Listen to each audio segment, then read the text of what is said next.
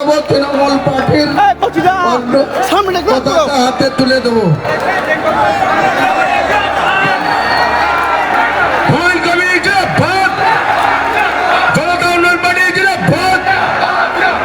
শ্বশুর মশাই একজন পলিটিক্যাল ব্যক্তিত্ব, কলকাতার মেয়র, সে তার শ্বশুর মশাইয়ের ল্যাজ ছেড়ে কেন হুমায়ুন কবিরের ল্যাজ ধরবে?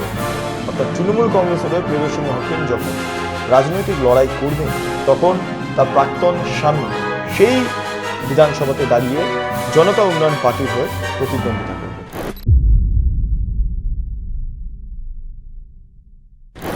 এই মুহূর্তে ফিরাদ হাকিমের প্রাক্তন জামাই ইয়াসের হায়দার তিনি হুমায়ুন কবিরের জনতা উন্নয়ন পার্টিতে যোগদান করলেন এবং যোগদান করে একটাই কথা বললেন, হুমায়ুন ভাই আপনি এগিয়ে চলুন, আমি আপনার সঙ্গে রয়েছি, আমরা আপনার পাশে রয়েছি। জানিয়ে ইতিমধ্যে তৃণমূলের অভ্যন্তরে নতুন করে জল্পনা দানা বাঁধতে শুরু করলো। ফিরাদ হাকিম এবং তার কন্যার এই মুহূর্তে কি রিয়াকশন তা আমরা ছোট করে নেওয়ার চেষ্টা করেছি। আমার প্রতিনিধি শুভশ্রী ফিরাদ হাকিমের কন্যা প্রিয়দর্শিনীকে ফোন করেছিলেন এবং তিনি কি প্রতিক্রিয়া দিলেন শুনুন। হ্যালো, নমস্কার ম্যাম, প্রিয়দর্শিনী ম্যাম বলছেন? হ্যাঁ ম্যাম, বেঙ্গল লিবার্টি থেকে বলছি। আপনার একটু প্রতিক্রিয়া দরকার ছিল, কল রেকর্ড করতে পারি? আমার কোনো প্রতিক্রিয়া নেই। ওকে ম্যাম, আসলে ইয়াসের স্যারের নতুন পার্টি জয়েন করার বিষয়। তো উনি পার্টি জয়েন করছেন তাতে আমার কি? আমি তো আমার তৃণমূল কংগ্রেসেই প্রথম দিন থেকে আছি আর এখনো আছি না। এবার কে কোন পার্টি জয়েন করছে সেটা নিয়ে আমার মন্তব্যের কি দরকার বলুন? আপনারা শুনলেন কি প্রতিক্রিয়া দিলেন। হ্যাঁ, সবচেয়ে বড় কথা হলো প্রিয়দর্শিনী হকিম সরাসরি জানিয়ে দিলেন তিনি তৃণমূলে আছেন। এবার ঘটনা হলো তার পিতা ফিরাদ হাকিম তিনি তৃণমূলে আছেন। তো এই মুহূর্তে জানা যাচ্ছে যে ফিরাদ হাকিম আসন্ন বিধানসভা নির্বাচনে তৃণমূলের তরফে আসন পাচ্ছেন না, টিকিট পাচ্ছেন না। ফলে তার কন্যা প্রিয়দর্শিনীকে ফিরাদ হাকিমের জায়গায় দাঁড় করানো হবে এবং ফিরাদ হাকিমকে গ্যারেজ পোস্টিং অর্থাৎ রাজ্যসভায় পাঠিয়ে দেওয়া হবে। এবার ফিরাদ হাকিম যদি রাজ্যসভায় যান তাহলে তো ব্যাপারটা অন্যরকম হয়ে যাচ্ছে না, কারণ ফিরাদ হাকিম মুসলমান মুখ ছিলেন তৃণমূল কংগ্রেসের। এবার সেই মুসলমান মুখকেই রীতিমতো কাট অফ করে দিচ্ছেন তৃণমূল সুপ্রিমো মমতা বন্দ্যোপাধ্যায় এবং second in command Abhishek Bandyopadhyay. এবং ফিরাদ হাকিম বুঝতে পারছেন অভিষেক বন্দ্যোপাধ্যায়ের দাপটে এই মুহূর্তে পুরনো যারা কর্মীরা রয়েছেন অর্থাৎ ফিরাদ হাকিম সহ অন্যান্য যারা রয়েছেন তারা দলের অভ্যন্তরে ক্রমে কোণঠাসা হয়ে পড়ছেন এবং সেই বিষয়কে সামনে রেখে নতুন করে কোনো রাজনৈতিক চাল কি ফিরাদ হাকিম চাইলেন এবং সেই কারণে প্রাক্তন জামাইকে এই মুহূর্তে তিনি জেপিইউতে জয়েন করিয়ে কি বার্তা দিতে চাইলেন? যদি ফিরাদ হাকিমকে দলের অভ্যন্তরে চেপে দেওয়া হয় তাহলে কি তার জামাইয়ের মতো তিনিও হুমায়ুন কবিরের জেপিইউ অর্থাৎ জনতা উন্নয়ন পার্টিতে যোগদান করবেন? এটাই সবচেয়ে বড় প্রশ্ন আজকের দিনে দাঁড়িয়ে। এই মুহূর্তে প্রিয়দর্শিনী হাকিমের বক্তব্য আপনাদের শোনালাম এবং তার পাশাপাশি ফিরাদ হাকিমের কোনো প্রতিক্রিয়া মেলেনি, আমরা চেষ্টা করব তার প্রতিক্রিয়া নেওয়ার। অন্যদিকে এই মুহূর্তে রাজ্যে মুসলমান ভোটের সংখ্যা 33%, যার মধ্যে বেশ কিছু ভোট মমতা বন্দ্যোপাধ্যায়ের দখলে রয়েছেন অর্থাৎ তৃণমূল কংগ্রেসের দখলে। এখন যখন হুমায়ুন কবির জনতা উন্নয়ন পার্টি তৈরি করলেন, অন্যদিকে নওশাদ সিদ্দিকের আইএসএফ সহ বিভিন্ন যখন ইসলামিক পার্টি ধীরে ধীরে দানা বাঁধতে শুরু করেছে, মিম নিজের মতো করে কাজকর্ম শুরু করেছেন এবং তারাও জনতা উন্নয়ন পার্টির সঙ্গে যোগ দিচ্ছেন হুমায়ুন কবিরের সঙ্গে। ফলে একটা জোট তৈরি হচ্ছে, তার সঙ্গে সিপিআইএম কংগ্রেস ইত্যাদি ইত্যাদি রয়েছে। ফলে সবটা মিলিয়ে মমতা বন্দ্যোপাধ্যায়ের যে কট্টর মুসলমান ভোটটা যেটা রয়েছে সেটা কিছুটা হলেও মুখ থুবড়ে পড়লো এবং এর জেরে প্রভাব পড়তে পারে ভোটে আসন্ন নির্বাচনে। অন্তত মুর্শিদাবাদ, মালদা, বহরমপুর, বীরভূম সহ বিভিন্ন জায়গাতে, উত্তর চব্বিশ পরগনা, দক্ষিণ চব্বিশ পরগনা, নদিয়া, বিভিন্ন জায়গাতে এর প্রভাব পড়তে পারে বলে জানাচ্ছে যারা বিশেষজ্ঞরা রয়েছেন, ভোট বিশেষজ্ঞ তারা। ফিরাদ হাকিমের জামাই হুমায়ুন কবিরের হাত ধরে জেইউপি জয়েন করবে, কি মতামত দেবেন? হতেই পারে, এটা তার ব্যক্তিগত ইয়ে। ফিরাদ হাকিমের সঙ্গে তার জামাইয়ের সম্পর্কটা কি সেটা তো আমরা কেউ জানি না। এখন সে কেন কি ব্যাপার, everything is possible in politics, হতেই পারে, এটা নিয়ে আমি কোনো খারাপ কিছু দেখি না। আচ্ছা, আরেকটা বিষয় যে কোন রকম ভাবে মানুষের সাহায্য না নিজের স্বার্থ, কি মনে হয়? অবভিয়াসলি নিজের স্বার্থ, তাছাড়া সে কেন করবে? কেন, what is the cause behind it? এটা আপনিও বুদ্ধিমান, সবাই জানে। যার শ্বশুর মশাই একজন পলিটিক্যাল ব্যক্তিত্ব, কলকাতার মেয়র, সে তার শ্বশুর মশাইয়ের ল্যাজ ছেড়ে কেন হুমায়ুন কবিরের ল্যাজ ধরবে? হ্যাঁ, এর বাইরে তার কিছু জানেন। এটা সোজা, এটা সোজা, মানে কোনো সামান্যতম সুস্থ মস্তিষ্কের মানুষ বুঝতে পারবে। আমি কোনো রাজনীতি করি না বা কোনো রাজনীতির সঙ্গে যুক্ত নেই, কিন্তু এটা আমার ব্যক্তিগত মতামত বা আমার মনে হয়, এছাড়া সে কেন যাবে। আরেকটা শেষ প্রশ্ন যাবো, জেইউপি কি কোনো রকম ভাবে তৃণমূলের বি টিম হিসেবে কাজ করছে, আপনার কি মনে হয়? আমি বলতে পারবো না, একটা মতামত। বলতে পারবো না, এটা বলতে পারবো না, কারণ আমি প্রথমেই বললাম যে আমি রাজনীতি করি না। Thank you. Thank you. আপনার নামটা বলি, নামটা না। কাজল দত্ত, কোথা থেকে আসছেন? আমি কলকাতা নর্থে থাকি। Thank you, thank you. দেখো, আজকের দিনে রাজনীতির ক্ষেত্রে মানুষ স্বার্থ ছাড়া কিছু বোঝে না। আচ্ছা, 47-এর আগে যদি বলো, ওই রাজনীতি যেটা ছিল ওটা হচ্ছে দেশের ভালোর জন্য রাজনীতি। 47-এর পরে যেটা ছিল সেটা মানে বলতে পারো প্রফেশন, আর এখন যেটা হয়ে গিয়েছে সেটা হচ্ছে বিজনেস।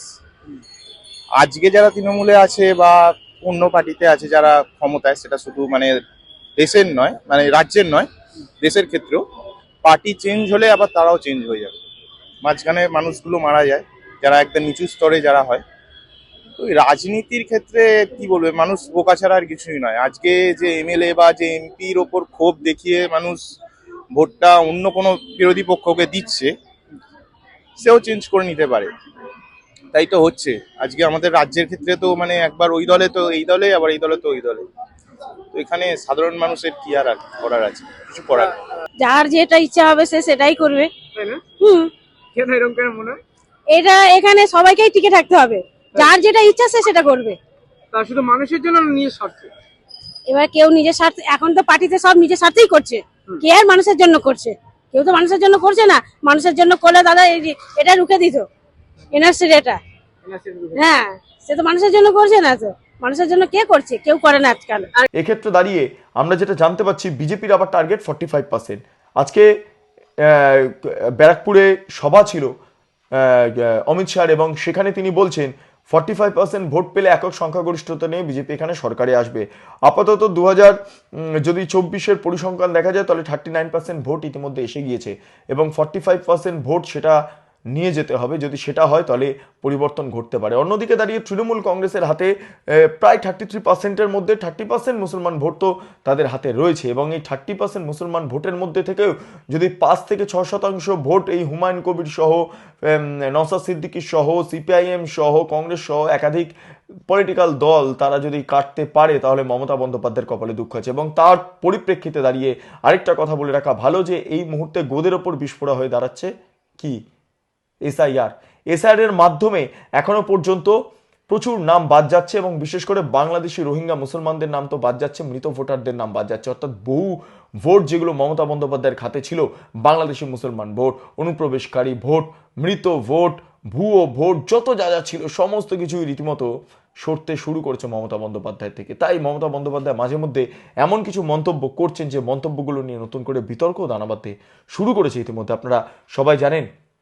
ফলে অমিত শাহ যা বলছেন যে 45% ভোট পেলেই খেলা ঘুরে যেতে পারে। অন্যদিকে হিন্দু ভোট এক কাট্টা হতে শুরু করে দিয়েছে বিজেপির দৌলতে বা শুভেন্দু অধিকারীর হার্ড লাইনের পরিপ্রেক্ষিতে দাঁড়িয়ে এসআইআর একটা বড় ভূমিকা পালন করছে। অন্যদিকে এই সমস্ত যে জোটগুলো তৈরি হচ্ছে, হুমায়ুন কবির, সিপিআইএম, কংগ্রেস, আইএসএফ, সংবিধান বাঁচাও মঞ্চ ইত্যাদি ইত্যাদি নিয়ে যে জোট তৈরি হতে শুরু করেছে, সেই জোটও বড় প্রভাব পড়তে পারে মমতা বন্দ্যোপাধ্যায়ের ভোটের ওপর।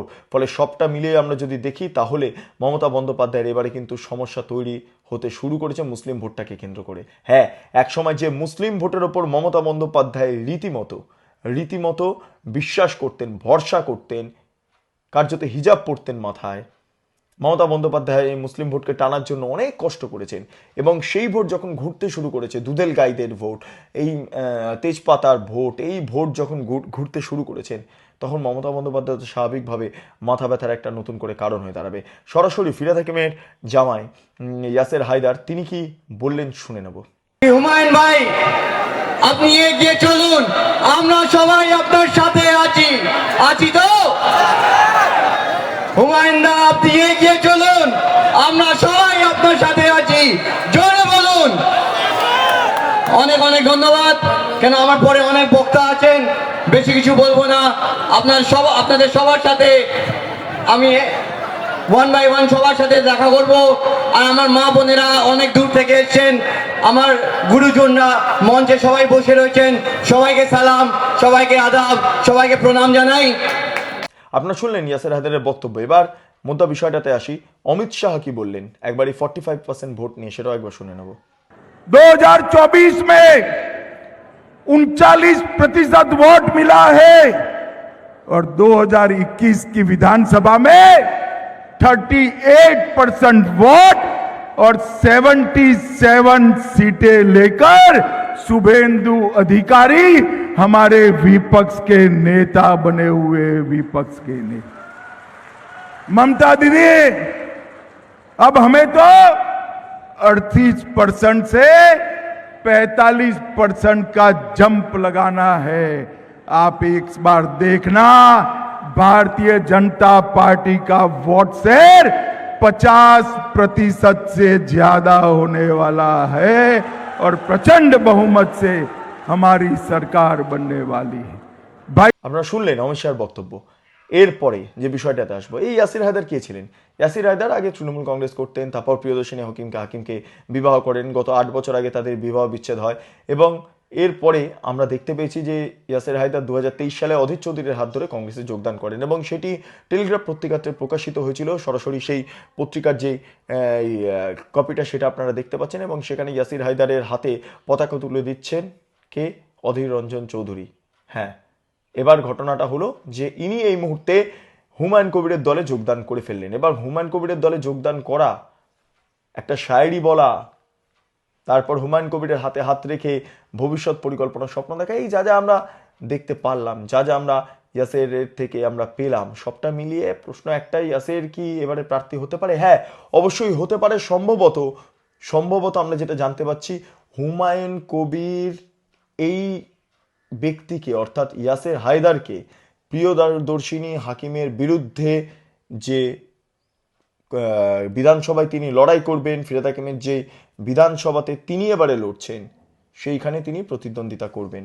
অর্থাৎ তৃণমূল কংগ্রেসের হয়ে প্রিয়দর্শিনী হাকিম যখন রাজনৈতিক লড়াই করবেন তখন তার প্রাক্তন স্বামী সেই বিধানসভাতে দাঁড়িয়ে জনতা উন্নয়ন পার্টির হয়ে প্রিয়দর্শিনী হাকিমের বিরুদ্ধে প্রতিদ্বন্দ্বিতা করবেন। এইবার ঘটনা হলো, নিজের মেয়ের পাশে দাঁড়ালেন না ফিরহাদ হাকিম।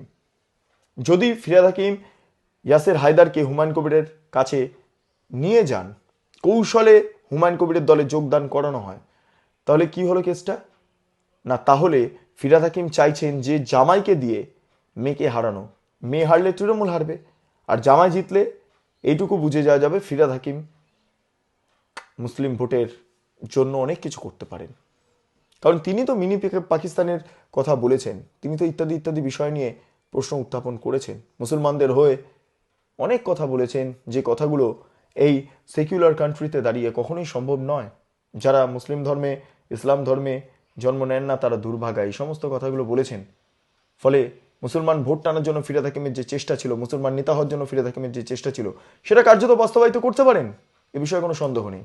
সবটা মিলিয়ে এই মুহূর্তে ফিরহাদ হাকিম কৌশলে কি তার প্রাক্তন জামাইকে জনতা উন্নয়ন পার্টিতে যোগদান করালেন এবং প্রিয়দর্শিনী হাকিমের বিরুদ্ধে লড়ার জন্য কি ইন্ধন দিচ্ছেন, যাতে তৃণমূল কংগ্রেসের প্রিয়দর্শিনী হাকিম যখন দাঁড়াবেন সেই মুহূর্তে জনতা উন্নয়ন পার্টির তরফে ফিরহাদ হাকিমের প্রাক্তন জামাই দাঁড়িয়ে তার মেয়েকে হারিয়ে তৃণমূল কংগ্রেসকে যাতে সোজা করতে পারেন, সেই রাজনৈতিক কৌশল বা সেই ব্লু প্রিন্ট কি ইতিমধ্যে ফিরহাদ হাকিম তৈরি করছেন, সেটাই সবচেয়ে বড় প্রশ্ন।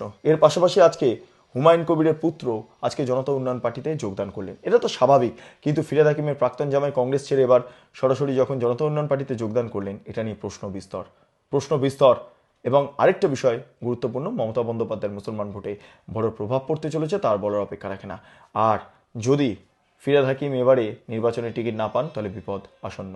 যাই হোক, আপনারা এতক্ষণ ধরে দেখছিলেন বেঙ্গল লিবার্টি। চ্যানেলটি অবশ্যই ভালো লাগলে লাইক করুন, সাবস্ক্রাইব করুন, শেয়ার করুন, বেল আইকন ক্লিক করুন, www.bengalliberty.com, সেখানে ক্লিক করুন। সমস্ত খবর আপনাদের জন্য সাজানো রয়েছে। স্বাধীন, কাঁচিন এবং গেরিলা সাংবাদিকতার পাশে দাঁড়ান। অসংখ্য ধন্যবাদ।